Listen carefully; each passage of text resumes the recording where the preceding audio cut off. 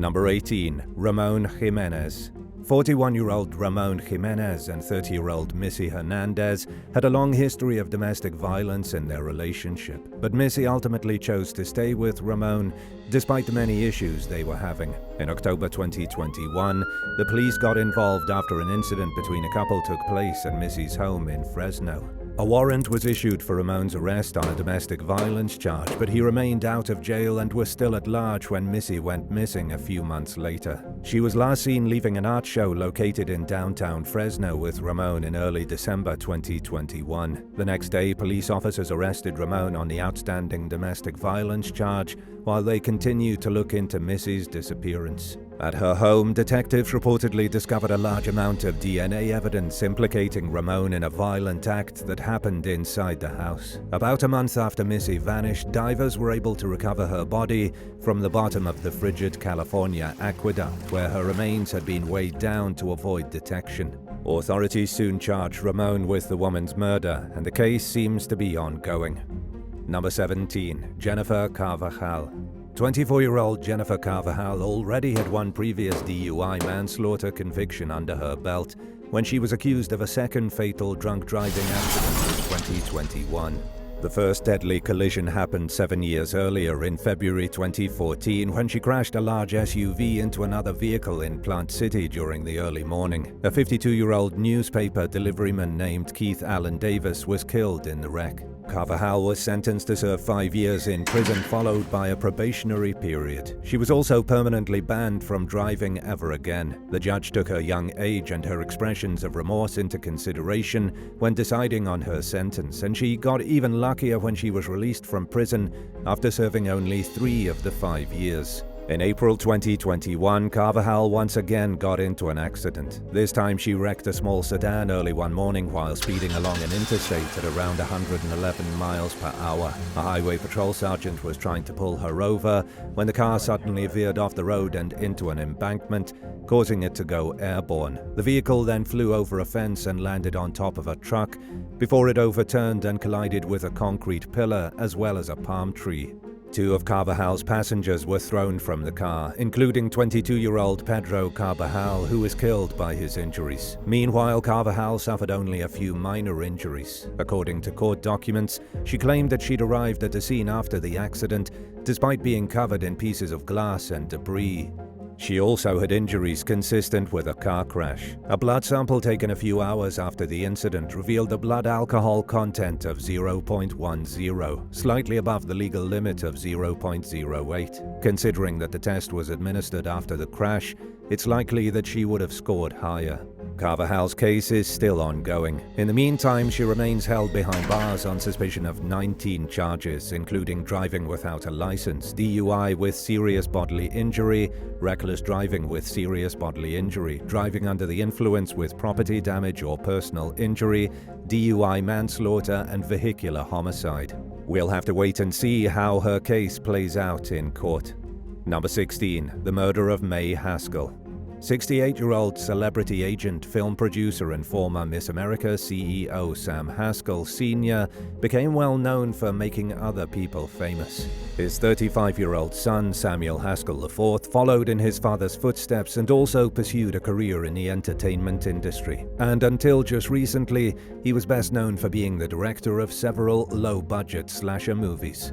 But the younger Haskell's professional credentials are practically meaningless now that he stands accused of killing his wife, 37-year-old May Haskell, as well as his in-laws. The case first started in November 2023 with the disappearance of May and her parents, Yang Xiang Wang and Gao Shen Li. Not long after the trio were reported missing, construction workers reported seeing human body parts in bags right outside of the family's home in LA's upscale Tarzana neighborhood.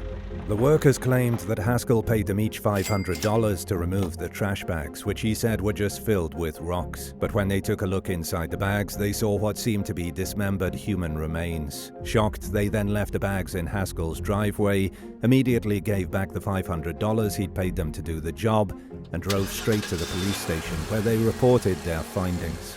Unfortunately, by the time the cops got to Haskell's residence, the bags were already gone. The next day, a homeless man found a human torso in a dumpster about 5 miles from the family's property. Investigators reportedly connected Haskell to the scene through surveillance footage and discovered additional evidence of foul play during a search of his home.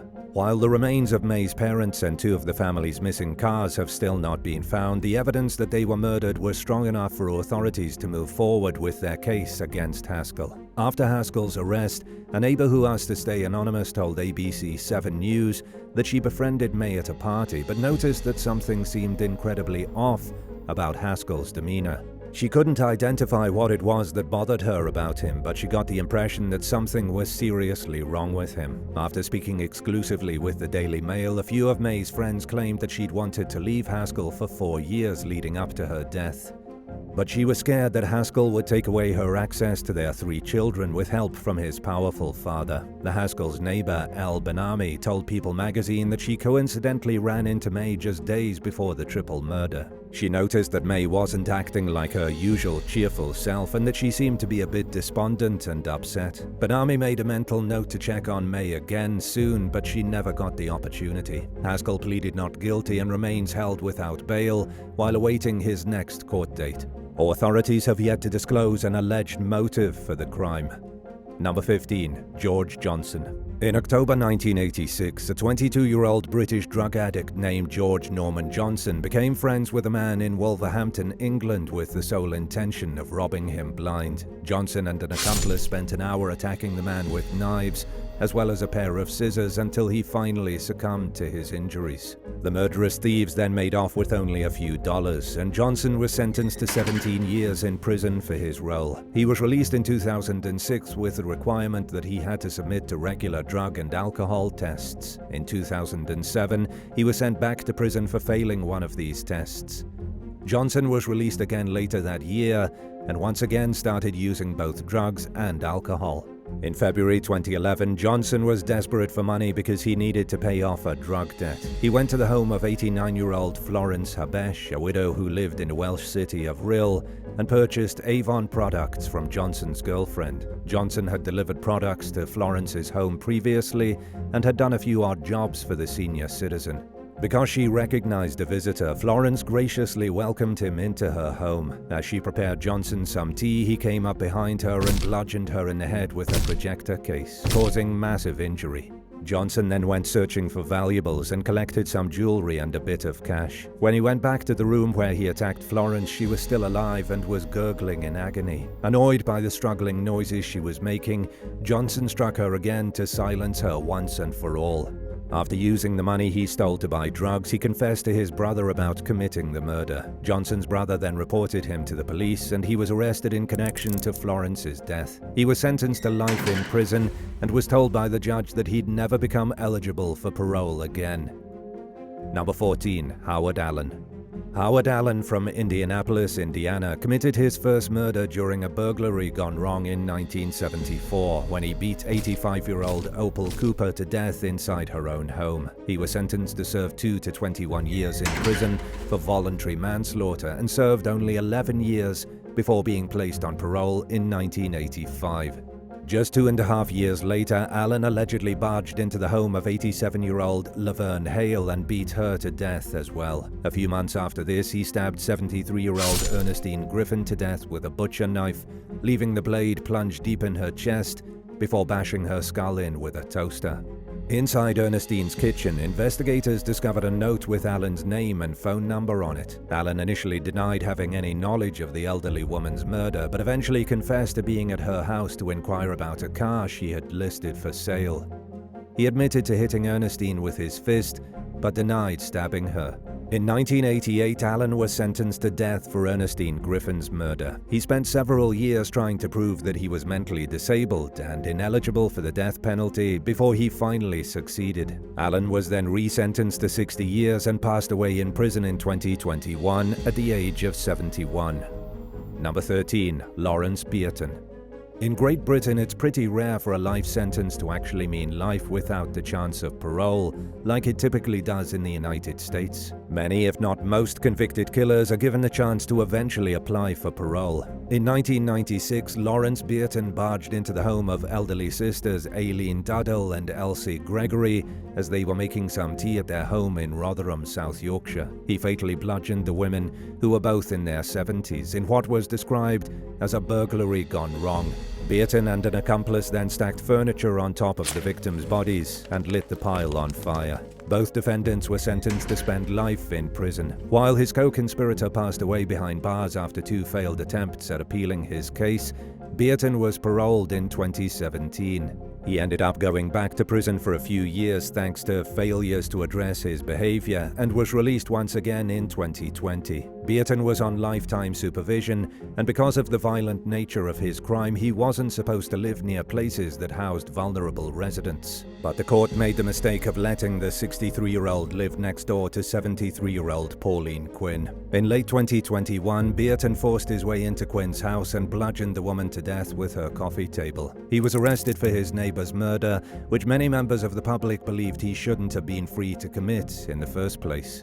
Bearton denied the murder charge on the grounds of diminished responsibility thanks to his mental issues. The court heard that he killed Quinn while drunk and high on drugs after she refused to give him money. He was found guilty of murder after a 2-week trial and received a whole life order, which means that he'll never be released from prison again. Number 12. Stephen Pratt. In 1984, New Jersey resident Stephen Pratt was a teenager when he shot and killed his neighbor Michael Anderson during a heated argument outside their houses in Atlantic City. Anderson passed away due to his injuries 2 days later, and Pratt was ultimately charged with his murder. Until then, the two neighbors had a friendly relationship. On the day of the murder, Anderson had asked Pratt and his buddies to stop hanging out in the hallway of their apartment building and being loud. The disagreement soon escalated into physical blows, and Pratt decided to take lethal action after Anderson supposedly beat him up. Pratt was sentenced to serve 30 years in prison for Anderson's murder. He was released in 2014 at the age of 45 and was welcomed back home with open arms by his loving family members, who threw a party to mark the start of his new chapter in life.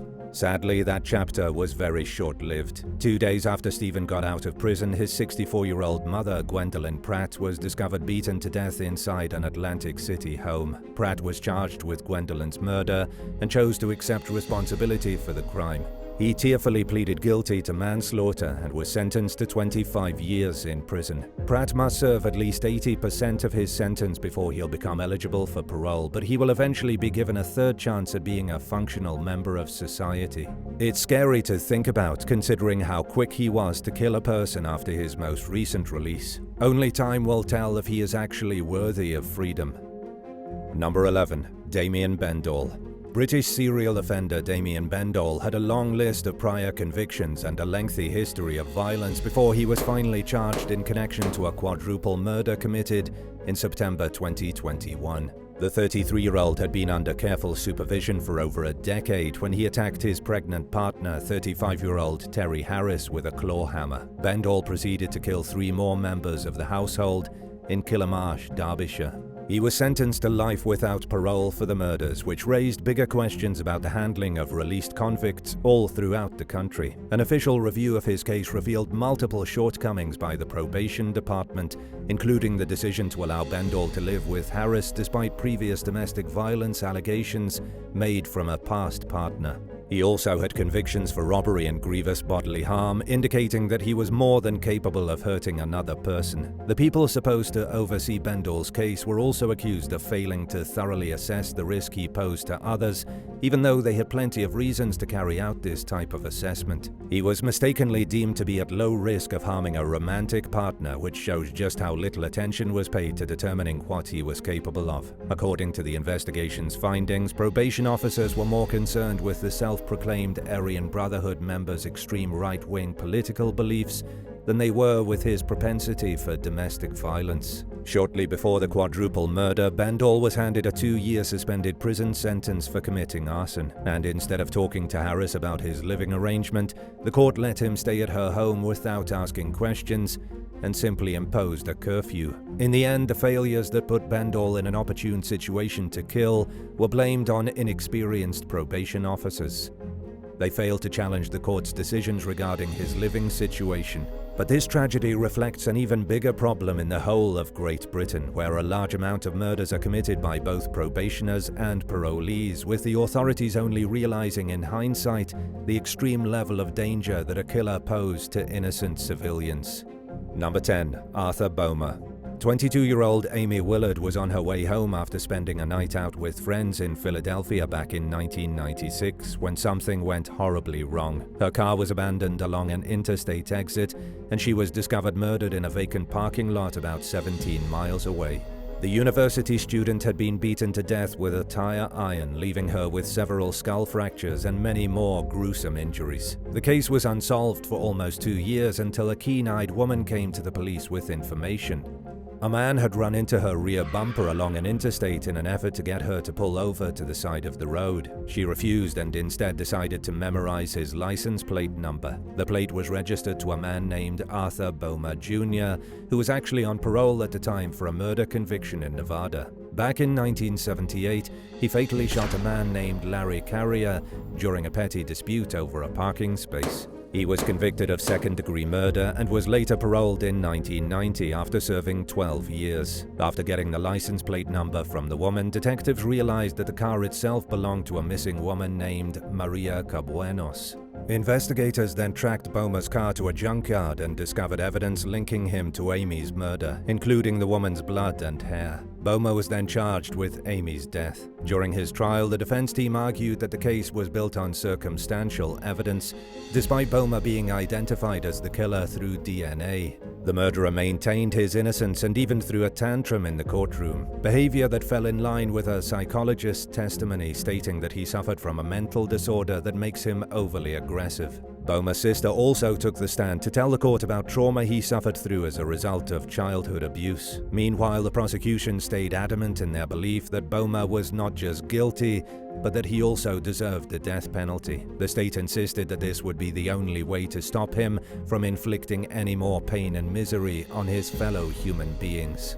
The jury ultimately found Bomer guilty of first-degree murder, assault, kidnapping, abuse of a corpse, and other charges. He was sentenced to death but has not yet been executed. After his conviction, the skeletal remains of Maria Cabuenos were found, the owner of the car he was driving when he tried running a woman off the road. He was never charged in connection to her death and continues to maintain his innocence. In hindsight, police admitted that there were multiple missed opportunities to stop Bomer from killing people.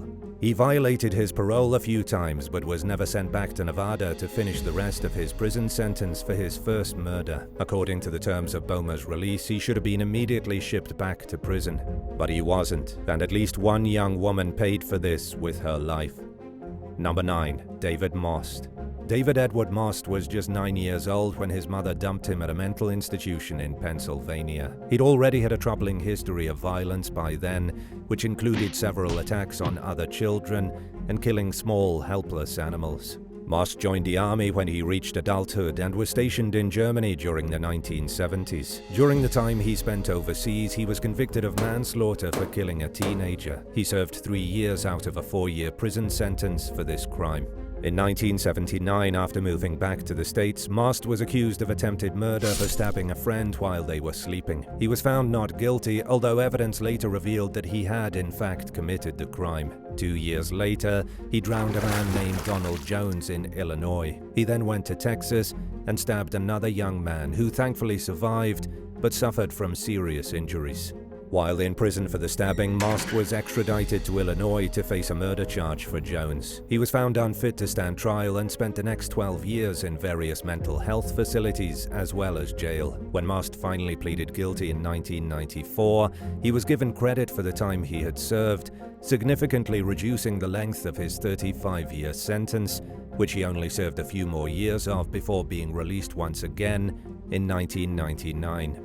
The prosecutor fought to keep Most behind bars, and Most himself even wrote to the Illinois Department of Corrections telling them that they shouldn't let him free. But the warnings all fell on deaf ears, and he was turned back onto the streets. He proved he couldn't control his violent urges in 2001 when he repeatedly struck someone in the back of the head with a heavy metal pipe.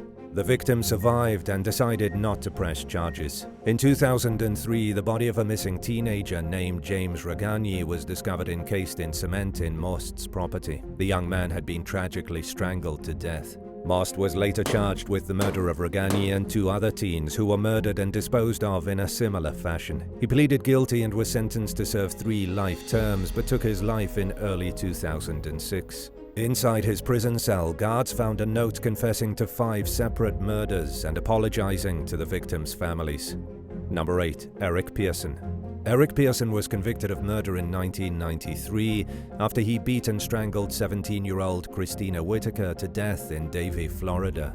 At the time, Pearson was only 28 years old, and he'd already spent much of his life going in and out of prison. He'd served time for violent crimes, including attempted first-degree murder and armed robbery, after breaking into a woman's home and slicing her throat in 1985. Pearson was sentenced to 4 years for the crime before he was released. After Christina Whitaker's murder, Pearson was sentenced to serve 40 years in prison. He was released in 2020 after serving just 27 years. Just short of a year went by before he was arrested again for allegedly killing 33-year-old single mom Erica Verdesia and throwing her body into a canal near his house. The repeat offender confessed to stabbing Verdesia twice in the neck and once in the eye using a screwdriver. Pearson claimed that he acted out in self-defense, but authorities thought it was hard to believe that the 6-foot 8-inch giant would need to go that far to defend himself against a woman who was only 5 feet 7 inches tall and weighed 160 pounds.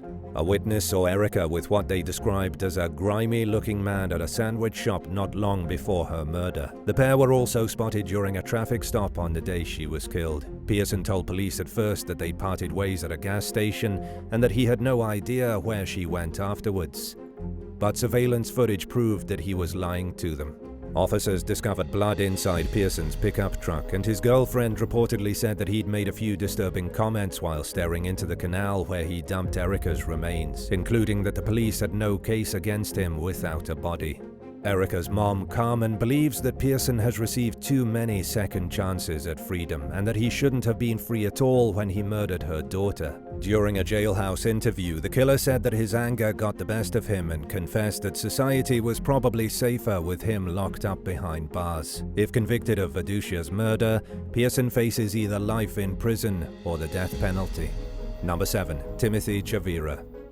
In 1986, 48-year-old Lori Ann Chavira was brutally beaten and stabbed to death by her stepson in her Burbank, California home. The killer, 23-year-old Timothy Chavira, dumped the victim's body in her trunk and ran away to Oregon. He was already long gone by the time police found Lori Ann's body, 11 days after she was murdered. Law enforcement eventually caught up with Chavira and took him into custody for the crime. Chavira was convicted of first-degree murder and sentenced to life in prison with the possibility of parole. He was released in July 2017 after serving just 26 years. Less than 3 years later, in December 2019, Chavira was charged with killing retired OBGYN doctor Editha Cruz de Leon. The 76-year-old was stabbed and strangled to death in her northeast Los Angeles home, and Chavira was arrested for the crime 2 weeks after her death. Authorities struggled to come up with a possible motive for the murder of Lori Ann Chavira, other than the fact that Chavira must have hated her, and they faced the same question after the murder of Cruz de Leon. Only Chavira will know exactly what was going through his head at the time of his crimes, but the good news is that he pleaded guilty to killing Cruz de Leon and will spend the rest of his life locked away. Number 6. Ernest Wright. In 1971, an unhappy married British woman named Ruth Hale started cheating on her husband, Trevor Hale, with a man named Ernest Leslie Allen Wright. Throughout the affair, Wright got to know Trevor pretty well, and the two men tolerated each other despite the bizarre nature of the situation. Just a few days before Christmas, Trevor Hale was brutally bludgeoned to death with a tire iron. Both Ruth Hale and Ernest Wright were at the crime scene, and they pointed the finger at each other as the possible killer. Wright was ultimately convicted of the crime and was sentenced to serve life with the possibility of parole after 13 years. He was officially released in 1999 after serving 26 years. As a parolee, Wright should have been on his best behavior to avoid going back to prison. But he wasn't, and he managed to avoid getting locked up for 12 years despite committing multiple burglaries and more. During a home invasion that took place in early 2009, the 68-year-old opened fire on 42-year-old Neville Corby and 31-year-old Craig Freer at their house in Bradford, West Yorkshire.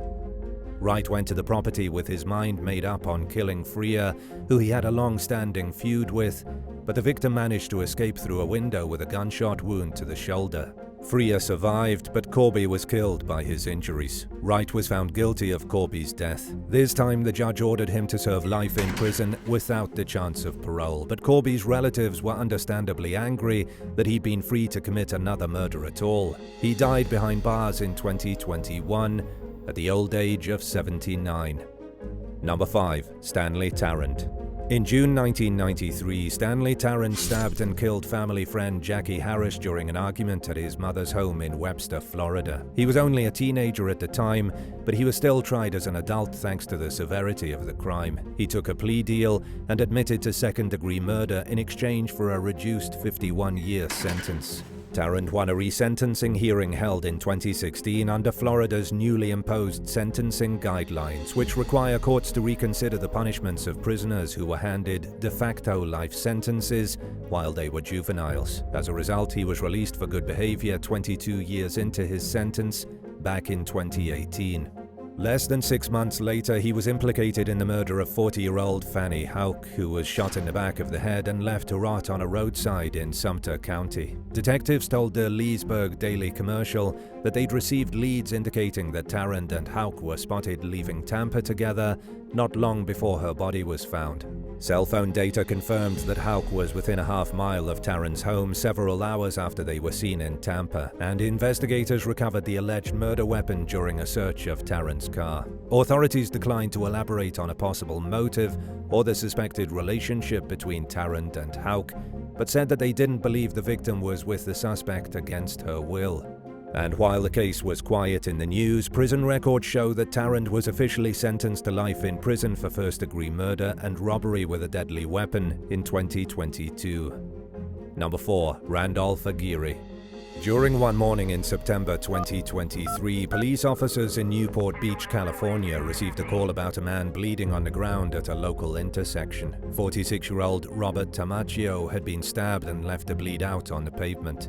He was pronounced dead at a nearby hospital, and an immediate multi-agency investigation was launched. Based on their findings, authorities placed 55-year-old Randolph Lauren Aguirre and his 30-year-old daughter, Desiree Aguirre, under arrest. According to prosecutors, the father-daughter duo found Tamaccio passed out drunk in an alleyway. The pair are now accused of robbing and killing Tamaccio for his Rolex watch and the man's shoes. Randolph Aguirre had been released from prison 7 weeks before the deadly stabbing. Both he and Desiree face a robbery charge, while Randolph also stands accused of murder as well as violating probation. This is his third serious offense under California's third striker law, which means that he could face 25 years to life in prison if convicted. The elder Aguirre could also face the death penalty, even though California currently has a moratorium on capital punishment, which means that he'd most likely serve life without parole.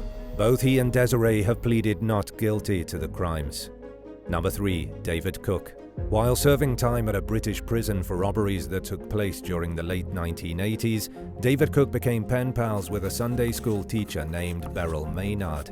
After his release in 1987, he forced his way into Maynard's house and strangled her to death with a nightgown cord for just a few dollars that he stole before leaving the scene. Cook was sentenced to life with the possibility of parole for the murder. He was later freed on lifetime supervision in 2009 after serving just 21 years at a British British prison.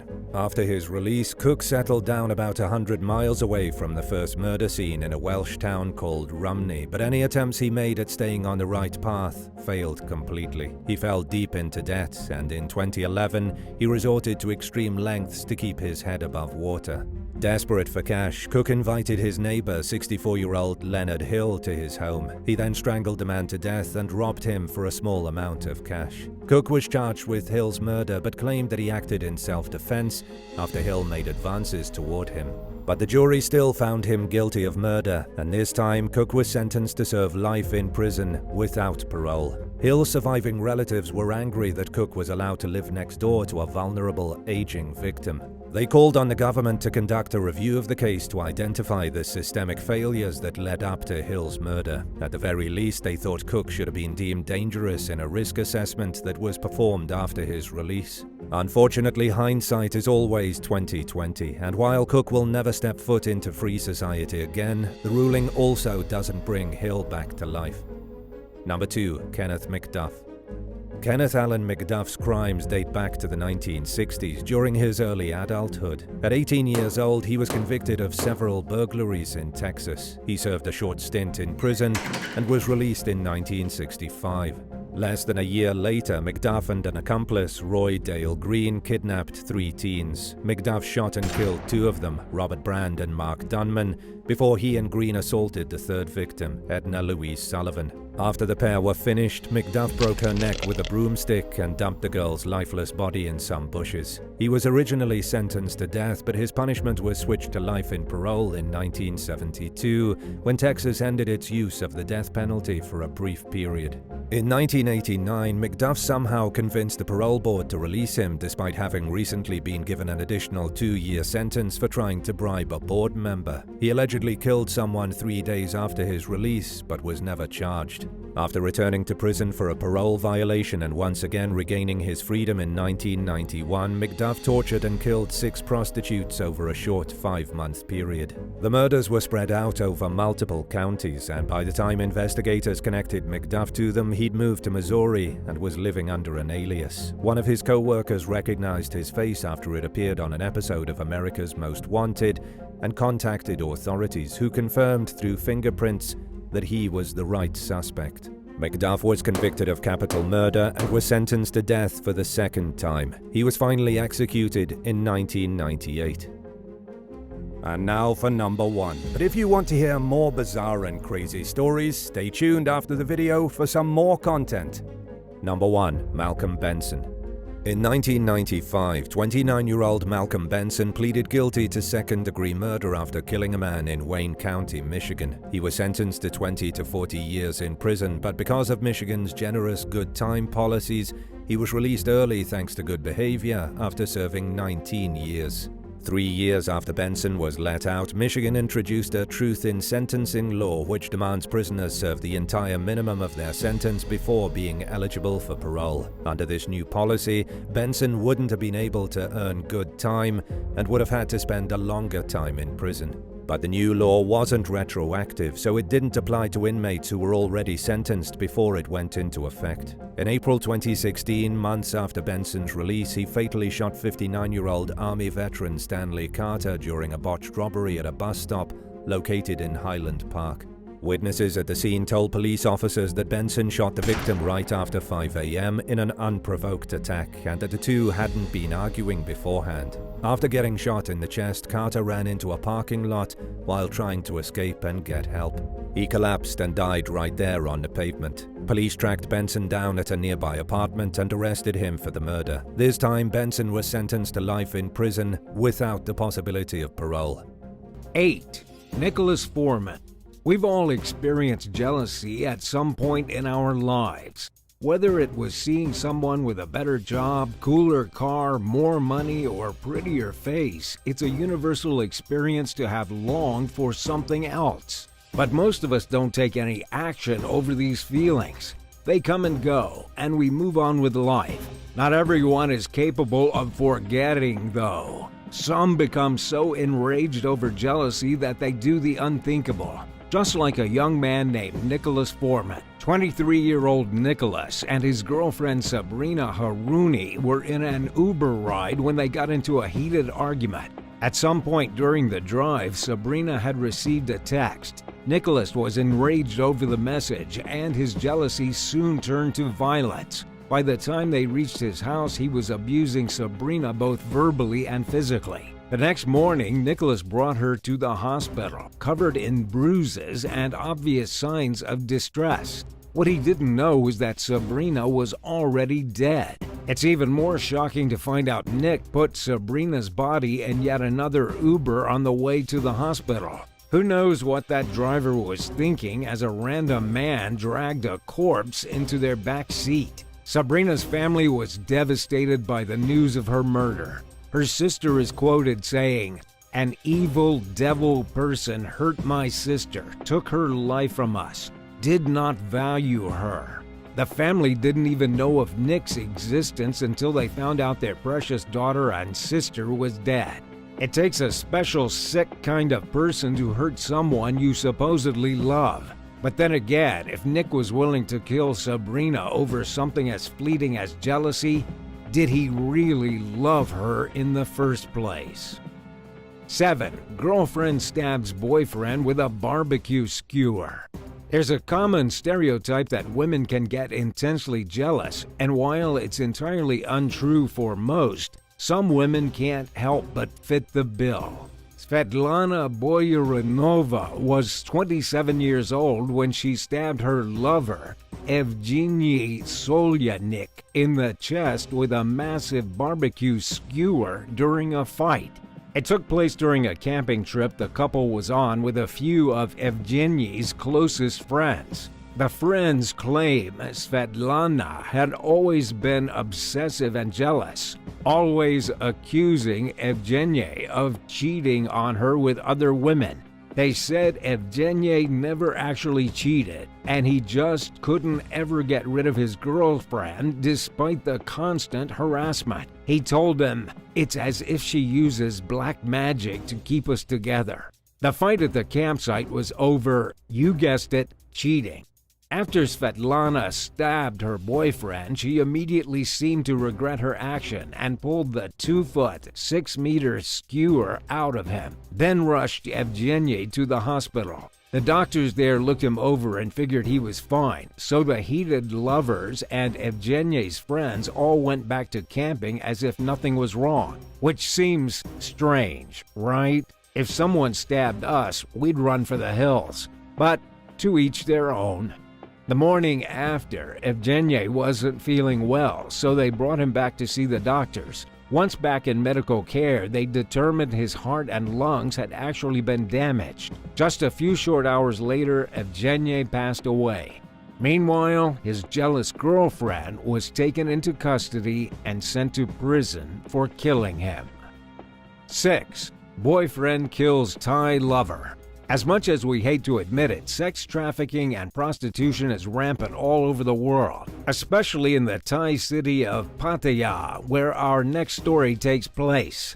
Napathorn Kanakosimsophan was a young woman who made a living entertaining men and foreigners in return for favors and money. She was actually doing fairly well for herself considering the business she was in. One of her many suitors sent her a £700, $960 monthly allowance. That, combined with the other cash she made, allowed her to get a boob job, designer items, a new car, and other plastic surgeries. She was fairly well known in the red light district community. She had the nickname Nurse from many of her admirers, likely because she was able to nurse men back to health with her charm and seduction.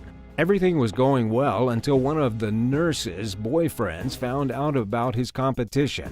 His name was Wallop Waihongtong, and he had been dating Napathorn for over a year when he discovered her nightlife. After confronting her over the other men, Wallop shot his lover in the head 6 times while she sat in her car. In the police investigation, they found that Wallop contacted Napathorn, saying that he would stop talking to her if she agreed to meet up with him.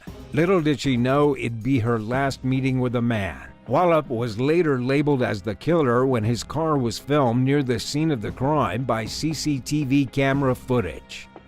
What would you do if you found out your partner was seeing other people? Hopefully nothing as extreme as what we've seen so far, but tell us your thoughts down below. If you've enjoyed this video so far, make sure you leave a like and subscribe to see future videos. 5. Poppy Dave Joe Atkinson. When you're in a relationship, the last thing you'd want is your significant other to get hurt. But once you break up, things start to change. Those deep feelings of love can quickly turn into even greater anger or sadness. And in the case of Joe Atkinson, jealousy. Joe had just recently broken up with his girlfriend, Poppy Devi Waterhouse, but he still shared an apartment with her. Poppy had quickly moved on from Joe, finding another man to love soon after the separation. Perhaps Joe was upset over this fact. How could she move on already when he was still hurt? Or maybe it was another reason altogether. Poppy had often been described as a genius in her life. She graduated with a degree in math and worked for a well-known mathematician and astronomer named William Hill. She was gifted, that's for sure, and maybe Joe didn't like that. She was happy in a new relationship with a great job and a bright future ahead of her, and Joe had nothing. One night at the apartment, the two young adults got into an argument. During the fight, Joe grabbed a knife from the kitchen and brutally stabbed his ex. Forensic determined that Poppy had been stabbed over 70 times, and in total she had more than 100 injuries on her body. Joe made an attempt to clean up the crime scene and make it look like he had no fault in her death, but justice finds a way, and the cops were much smarter than he was. 4. William Balfour. Many of us have heard of the famous singer and actress Jennifer Hudson, whose fame skyrocketed after winning one of the early seasons of American Idol. But a lot of people haven't heard of Hudson's former brother-in-law, William Balfour. In case you didn't know, William is a convicted killer who took the lives of 3 innocent people. He was once married to Jennifer Hudson's sister, Julia Hudson. Julia had just finished celebrating her birthday at her family's home, and the day after was confronted by her husband. He was furious at her and in a heated rage. He claimed that she was cheating on him with another man. Why, you might ask? Because he saw a birthday present in the house and for some reason believed it was from a lover. She denied his accusations and left the house. But Will was still angry. He left the building for a brief moment, then returned to take out his frustrations. Inside the home, he shot cold blank his wife's mother while she was sitting in the living room. Will then went on to find his brother-in-law sleeping peacefully, only to kill him too.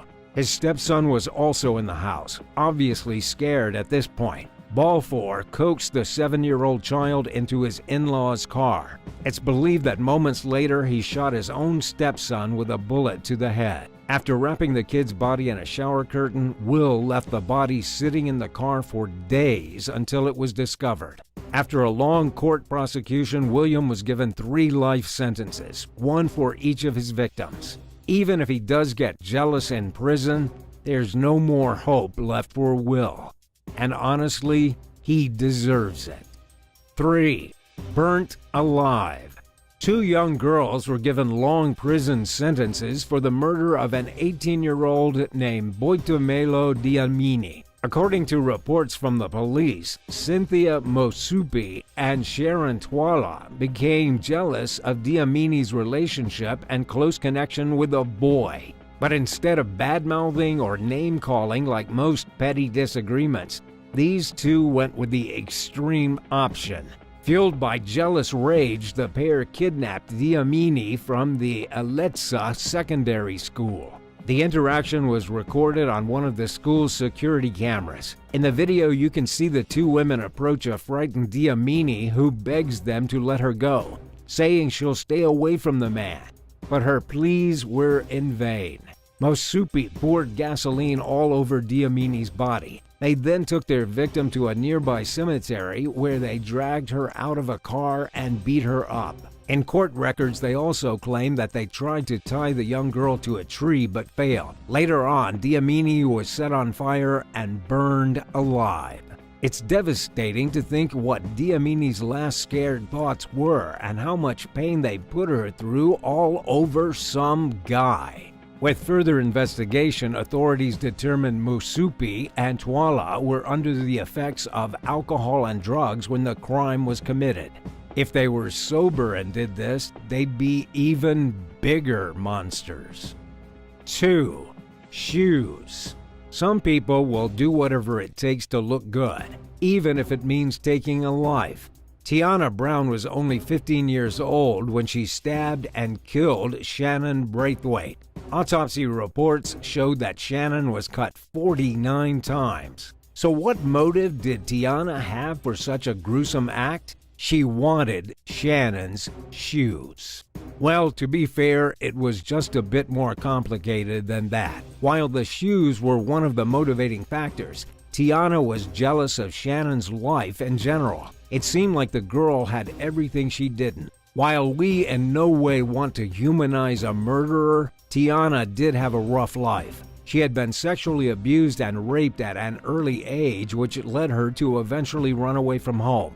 Shannon was actually her cousin, and her aunt had just welcomed Tiana into her home only to be left with a dead daughter. In a psych evaluation after Brown's arrest, they uncovered a shocking truth Tiana had found out before the murder. Her mother was also raped by her grandmother's boyfriend.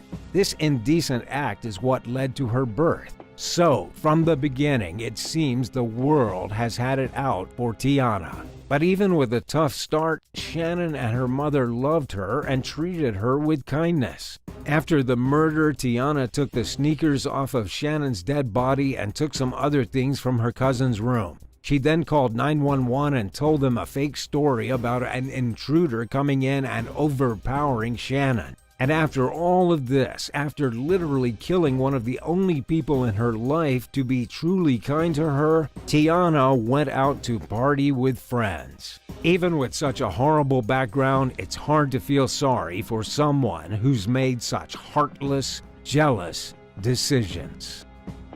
1. Sisters. As we've seen in previous listings, family relationships can sometimes get complicated, even between two sisters. From the outside looking in, Elizaveta Dubrovina and her sister Stefania looked super close. But something shifted in their fondness of one another. For years, Elizaveta was jealous of her younger sibling's beauty. She tried her best to look like her, copying her hair and even as closely as following a similar makeup routine. But it was never enough. Stefania just had something she didn't. After turning 17, Stefania started getting offered modeling jobs, which earned her some extra money as well as attention from attractive men. With this newfound success, Elizaveta's jealousy was worse than ever before. One night, the two of them were alone in Stefania's boyfriend's apartment. Elizaveta had taken some drugs earlier in the day, and she finally snapped. An argument broke out, and she stabbed Stefania hundreds of times all over her body. Eliza also gouged out the young girl's eyes and tried to cut off her ears too. Once she had relieved some of her built-up rage and came to her senses, she tried to flee the scene of the crime, leaving Stefania alive on the floor, bleeding out slowly.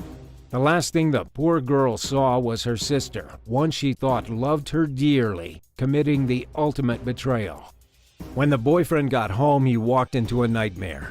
Luckily, he was just in time. As Eliza was about to make her escape, he caught her.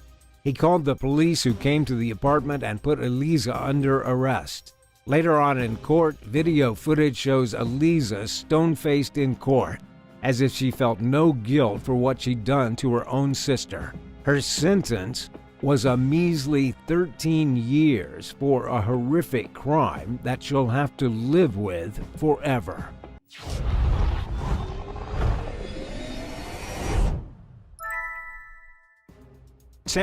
The wrong target. On a Wednesday night back in 2015, a 21-year-old man tried to pull off a series of heists.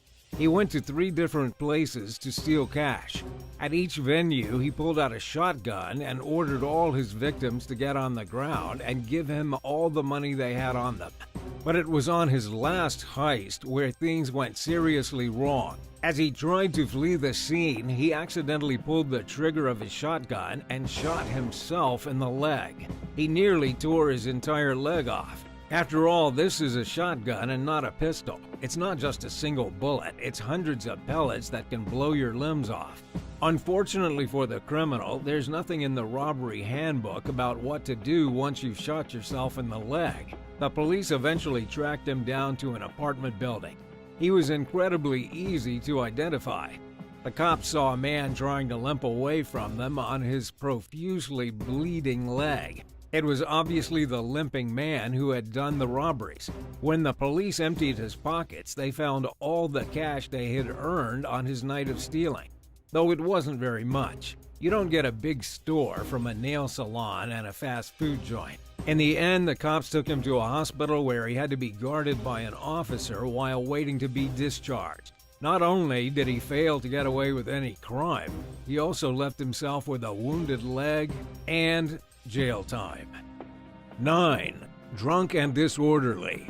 In Germany, a 56-year-old man named Daniel Onfray walked into a bank in the town of Mortain. This is a pretty small town, one of those places where everybody knows juicy secrets about their neighbors. It was about breakfast time. Daniel knew that he was in desperate need of the money and he had to act quick. So he started drinking to work up the bravery to rob the bank. By the time he finally worked up enough liquid courage to do the job, he was utterly wasted. He was so wasted that instead of putting on a proper ski mask to do the robbery right, he simply pulled a pair of underpants over his face to disguise himself. In a town where everybody knows everyone, this clearly did not work. Daniel was immediately recognized by several people working at the bank. The female teller actually persuaded him to put away his pocket knife and walk away while she called the police. The authorities arrested Daniel before he got very far and hauled him into jail. At his court hearing, he admitted not only to the bank robbery, but also to stealing a couple bicycles the day before. The judge didn't take any pity on the drunken lunatic and sentenced him to 8 months in prison for attempted robbery with a pocket knife. The judge also ordered him to seek alcohol counseling, which will probably do more good than the jail time. 8. Killing the accomplice. A gunman who was robbing a liquor store in El Sereno, Los Angeles, accidentally shot and killed his partner when the owner of the business put up an unexpected struggle. A life of crime is dangerous, especially when you have a trigger-happy partner. The gunman and his accomplice had gone into the liquor store armed and ready to rock, but they had never expected that the store owner would fight back so insistently. One of the robbers was armed with a rifle. His accomplice was armed with a knife. Somewhere during the fighting, the guy with the rifle pulled the trigger. But instead of blowing away the store owner that was fighting back, he shot his partner. Oops. This wasn't one of those shootings that you walk away from either. The accomplice wound up bleeding to death on the floor of the liquor store, while the other guy turned and ran away. The liquor store owner didn't suffer any injuries at all, but was extremely shaken. In the end, the shooter didn't get far and the police caught up with him. Not only is he now in trouble for robbery, he's also got a charge of manslaughter against him. 7. The Master Burglar. A man in Japan managed to get away with 29 robberies before he was finally arrested. He had a masterful scheme that, while obviously immoral and wrong, was quite frankly brilliant. Mind you, brilliant in a deceitful and scummy kind of way. Here's what he did. The man would get a job at a convenience store. Then on his first day, he robbed the store for all that he could get away with. According to the Japanese police in the Oita Prefecture, This individual got away with at least $100,000 in just over a year. He would start a job on a Tuesday, clear out the cash register, steal whatever goods he could, try to get into the safe, and then run away before anyone knew what happened. If he would have just stopped at $100,000, he may have gotten away with the crime too.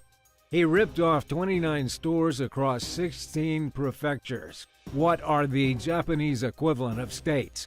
Police finally arrested him by compiling information from the various store managers around the country. They all detailed the same man with the same M.O. Then when the robber went in to interview for his 30th convenience store, the manager interviewing him recognized his picture from the police, called the cops, and he was finally taken in for good. Was this guy a genius who came up with a perfect robbery scheme, or was he just as dumb as every other criminal who's gotten caught? Let us know your thoughts on the First Day Bandit in the comments, and if you're liking this video, be sure to hit the thumbs up and subscribe buttons if you haven't already. 6. Thrown into the river. A perfectly innocent musician was killed by brutal gang members in a robbery gone terribly, terribly wrong. The musician's name was Thomas Kennedy, and he was just 28 years old at the time of his murder. He was on holiday in the county of Georgia, the ex-Soviet state, when a group of men invited him out for drinks. Now, it's important to note that if you're in a strange place and strange people invite you to drink alcohol, it's probably not a good idea to go with them. And in this case, it was the last bad idea that Thomas Kennedy would ever have. 3 days after going for a drink with these strange men, Thomas was discovered dead in the river. The Irish national had been murdered. 5 men were arrested for suspicion of committing the crime. But when the group went to court, they were adamant that they did not kill the tourist. They did freely admit that they robbed Thomas, but they said they never killed him. The police said otherwise. They suggested that after the 5 men robbed the Irish tourist, they panicked. They had beaten him so badly that they thought he was dead. To get rid of the evidence, they picked up his body and threw it into the nearest river. But Thomas hadn't been dead. Thomas was still alive when they threw him in the river, meaning that his final moments were spent struggling against the current and not understanding what was happening. It must have been terrifying as Thomas was being pulled downriver to his death. Luckily, all 5 men are looking at 17 years in prison for this terrible crime. 5. The butt dial. A German drug dealer was caught by the police after he fell asleep on top of his phone and accidentally butt dialed the authorities.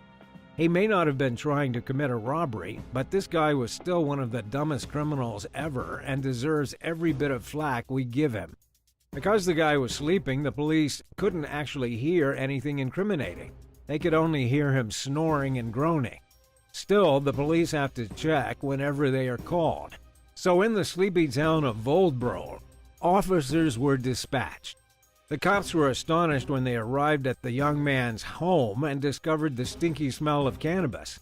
The guy had so much dope in his house that the police could smell it as soon as they stepped outside their patrol cars. When they entered the home, the guy was still sleeping. He was passed out dead on the sofa, though he did wake up when the police barged in. When the guy checked his phone, he saw that he had accidentally called emergency services not just once, but nearly half a dozen times in his sleep. Others found weed, ecstasy pills, meth, and a whole lot of cash. Enough evidence to put the criminal away for a long time. 4. Running out of gas. While trying to escape from a robbery in Berry Hill, an extremely dumb criminal ran out of gas and was arrested. According to investigator Tony Russo with the Berry Hill Police Department, Richard Ewing walked into a gas station very early on Monday morning with his hands in his pockets. He approached the station attendant, pretended that he had a gun in his pocket, and then showed the clerk a handwritten message demanding cash. Afraid for his life, the clerk handed over everything. He gave cigarettes, cash from the register, and even some scratch-and-win lottery tickets. With his robbery a success, Richard ran to his minivan and drove away. But he really hadn't thought this through. His van had no headlights, making the vehicle exceptionally easy to spot. Plus, the van had no gas in it. Police caught up to the thief, turned on their lights, and then got into a very slow chase. They were going about 30 miles per hour, 48 kilometers per hour. But the chase only lasted 2 minutes before the van pulled over to the side of the road and stopped. It had no more fuel to keep going. When Richard was pulled out of his car, he asked the police why they were trying to jam him up, as if he hadn't done anything wrong. But luckily for the cops, they found all the evidence they needed in his minivan, while the surveillance footage from the gas station clearly showed him robbing it. This guy was not the sharpest tool in the shed, that's for sure. 3. Hungry for chocolate. A man in Florida has been arrested for stealing a chocolate bar at knife point. It happened in Clearwater, with the individual walking into a Largo Wawa gas station with a deadly weapon and walking out with a Snickers bar. According to the Pinellas County Sheriff's Office, the thief was 49-year-old Eric Minto. Imagine being half a century old and having to resort to armed robbery just to eat a chocolate bar. Either this guy was already crazy or so hungry that he wasn't feeling like himself. When he walked into the store, he first asked the clerk at the counter if he could have some free food. When the clerk said no, that was when Eric pulled out the pocket knife and pointed it at the guy behind the counter.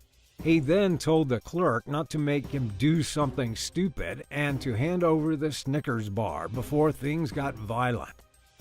Naturally, the clerk gave the man the chocolate that he wanted. It's not worth dying over chocolate, caramel, and nougat. By the time the police showed up, Eric had already run away. But they found him not far from the store, filled up on chocolate and acting like nothing had happened. He was arrested and held on a bond of $150,000. 2. Poor linguistics. When Alan Slattery, 67 years old, tried to rob a bank, he failed miserably. Not because his plan was terrible or because he didn't have the gumption that it needed. His robbery was a failure because the staff at the bank couldn't read his handwritten note. When Alan walked into the Nationwide Building Society branch in Eastbourne, the UK, he gave them a piece of paper. But the cashier couldn't read whatever was written on it because of the man's atrocious handwriting. Alan got so flustered by what was happening that he simply stormed out of the bank without taking any money. After Alan had gone, the staff members crowded around the note and worked together to decipher it. Alan had written something along the lines of, "Just hand over the 10s and the 20s. Think about the customers." That was when staff realized he had been trying to rob them. They called the police. They quickly tracked down Alan, and he was linked to a handful of other robberies. He had gone into 2 other banks over the last 14 days and robbed them as well, getting away with something around $3,000, which isn't a lot if you ask us. When the police arrested Alan at his home, they had all the evidence they needed to put him away for 6 years. 1. A deadly promise. An 18-year-old girl from Texas is currently facing capital murder charges after a violent robbery gone horribly wrong. According to Dallas police, Sydney Whitaker directly caused the death of Adrian Wells, who was killed back in May of this year. The cops say that Sydney Whitaker used her youth and good looks to lure Adrian out of his apartment. She promised that she would hook up with him, but instead, 3 of her friends beat the guy to death. When Adrian walked out of his house, probably smiling ear to ear because he thought he was about to get some action, 3 men attacked. They pulled out guns, forced him back into his apartment so they could steal all his stuff, and then they shot him dead. Even though Sydney didn't technically pull any triggers, she is still responsible for his death by participating in the home invasion robbery that left Adrian dead. But what's really bizarre in this case so far is that nobody else has been arrested yet. Last we heard, she hasn't given up any of her accomplices. She's still sitting in the Dallas County Jail on a bail of $500,000.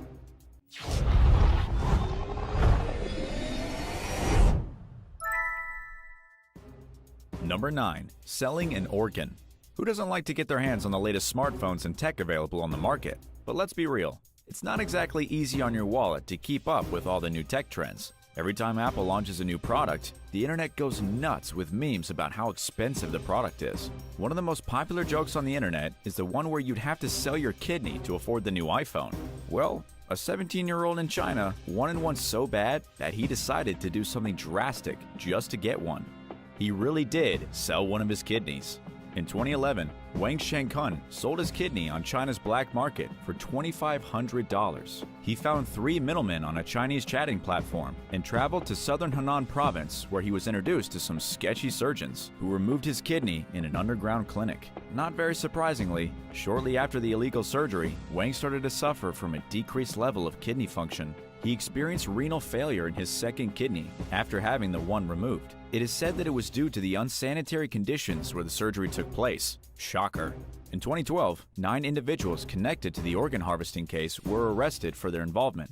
Wang, who is now 25, did get the iPhone he wanted, but the health complications from selling his kidney has permanently disabled him, and he is now bedridden. Number 8. Pet my head.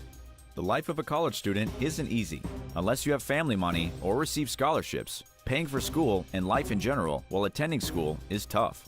Some people get part-time jobs to solve their money problems, while others find creative solutions. A young man was studying abroad in Sapporo, Japan, when he got an idea to solve his financial debts.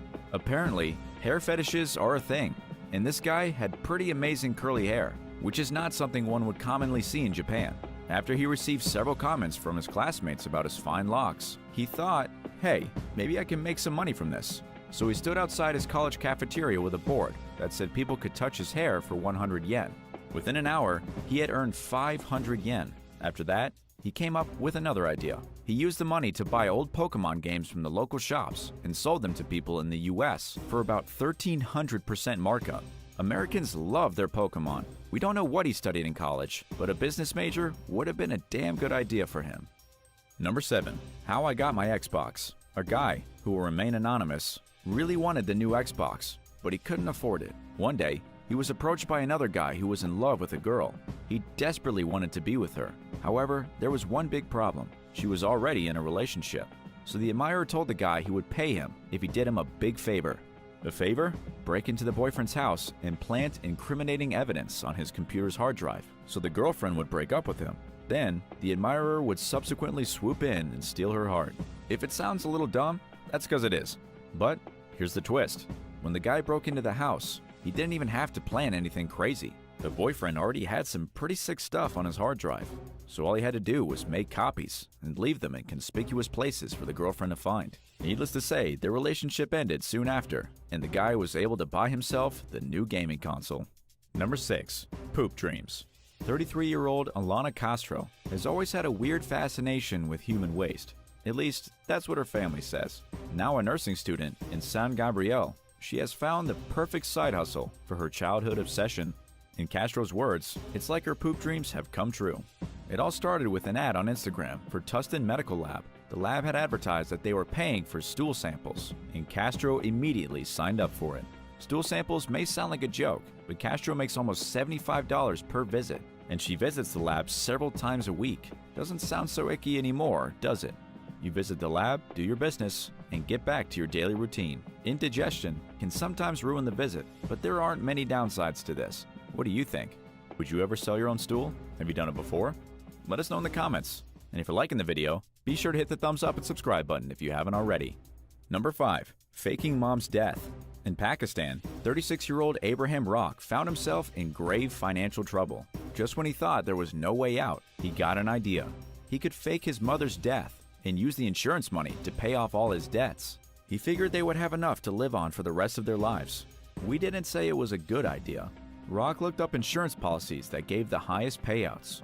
Rock even discussed the plan with his uncle. He didn't just want a payout, he wanted the maximum payout possible.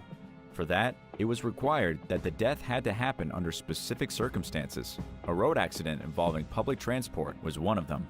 So, Rock decided to fake his 54-year-old mother's death. As for his mother, she too was in on the plan. On June 29, 2018, the mother and son duo traveled to Islamabad, Pakistan to kickstart their plan. While in Islamabad, Rock's uncle helped him get his hands on forged documents and even got them translated into English for easier claims in Singapore. When he submitted the forged death certificates, police documents, and medical certificates, he was initially granted $95,000 from the insurance agencies. But on further inquiry, the insurance companies found discrepancies in the document and asked him to provide the burial address of his deceased mother. Rock thought he was clever to provide the address to his grandmother's tomb, but the insurance investigators didn't buy it and eventually found his mother alive and well in Pakistan. In November 2018, he was sentenced to 4 years in prison and to return all the money. His mother also had to serve a 15-month sentence. Rock was already drowning in debt, and with the current case proceedings, it looks like he's going to remain in the hole for a long, long time. Number 4. Middle school money. What were you like in middle school? Middle school is the time in our lives when we really are up to no good. There's no worry about college applications or fitting into social circles. As a result of that carefree life, mischief becomes the main source of entertainment. When asked what's the weirdest thing that he had done for money, a Reddit user replied that he snorted crushed-up Tic Tacs for $5. Sometime 8 years ago, he was in 6th grade, and a few 8th graders came up to him with a challenge. If he could snort all the crushed-up Tic Tacs, he would get $5. In the mind of a middle schooler, that's easy money, so he readily agreed. As he was snorting the finely ground candies, one of the 8th graders ran to a teacher and said a kid was doing drugs in school. Can you imagine the horror on the teacher's face when they saw the kid snorting white powder in class? He was immediately dragged to the principal's office. It took him some time to explain the situation to his principal, and finally, after checking the powder, they realized it indeed was just candy. The 8th graders got detention for an entire week for getting the kid into trouble. The kid who snorted the Tic Tacs got away with $5. Number 3. $20 brownies. It's common knowledge that music festivals are lit. Lit, meaning lots of people are on drugs. You don't have to do drugs to enjoy the music, but a lot of people do. Ultra Music Festival is an outdoor electronic music fest, and most people are looking forward to have a good time and often take illicit substances to elevate that experience. One guy thought he would bank on this concept, and bank he did. This man turned a music festival into his playground and showed what ambiguous marketing can do. The idea was simple. The investment was low and the returns were phenomenal. Is there anything better than this? He came up with a genius idea to sell brownies. He was selling them for $20 a pop, so naturally, people thought they were special, but they weren't. They were just normal brownies he bought at the grocery store. Just plain old delicious brownies. He never specified that the brownies had anything other than the normal ingredients in them. People just assumed they did. The festival goers thought they were getting hash brownies for $20. They must have been really disappointed when the high didn't kick in. Number 2. Goldsmith duties. The job of a goldsmith isn't just about making dainty pieces of jewelry. Sometimes the job can be downright gruesome, especially when it comes to extracting gold. But hey, you gotta do what you gotta do. A Reddit user and goldsmith revealed that he once had to hammer the gold out of a dead man's tooth. If the image of a grave robber comes to mind, don't worry, he was a legitimate goldsmith, or so he claims. A client asked him to make some jewelry with the gold his family owned. Now, he had no clue when he accepted the offer that the client's family gold was embedded in the grandfather's teeth. The grandpa had passed and left his gold teeth behind. To extract the precious metal, the goldsmith had to crush the teeth to get to the shiny stuff. He says that even though he was nowhere near the actual dead body, the smell of death was incredibly strong. After all that hard work, he told the client that the gold from the teeth wasn't really the kind of gold that's great to make jewelry, but he made it anyway. After this incident, he also shared that the client had also asked him to make jewelry out of the teeth of someone's dead horse. Needless to say, he declined the offer. And number 1, scientific studies. A little side hustle never hurt anyone, right? Wrong. In this case, a simple side hustle ruined thousands of scientific studies. TikToker Sarah Frank from Florida thought making a video on easy side hustles for teens would help her get more views and followers. She was right. The video titled Side Hustles Part 1 raked in over 4 million views, but the repercussions were not so positive.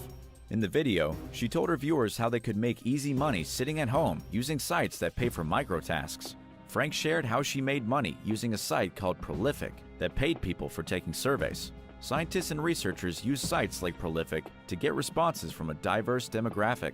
It's an easy way for them to get more participants. However, when Frank posted the video, it went viral among the viewers who followed her, and most of the viewers were young women. Soon after that, Prolific saw a large increase in new signups.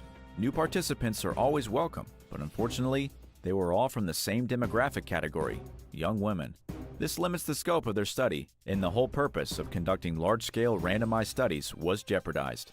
Most of the studies relied on responses from a diverse group, and having predominantly young female participants made the research heavily biased. Frank's viewers were just looking to make a quick buck. Instead, they disrupted heaps and heaps of research. Thanks for watching. What would you regret doing more? Giving someone a second chance they didn't deserve, or failing to give someone a second chance that they really did deserve? Let us know in the comments below.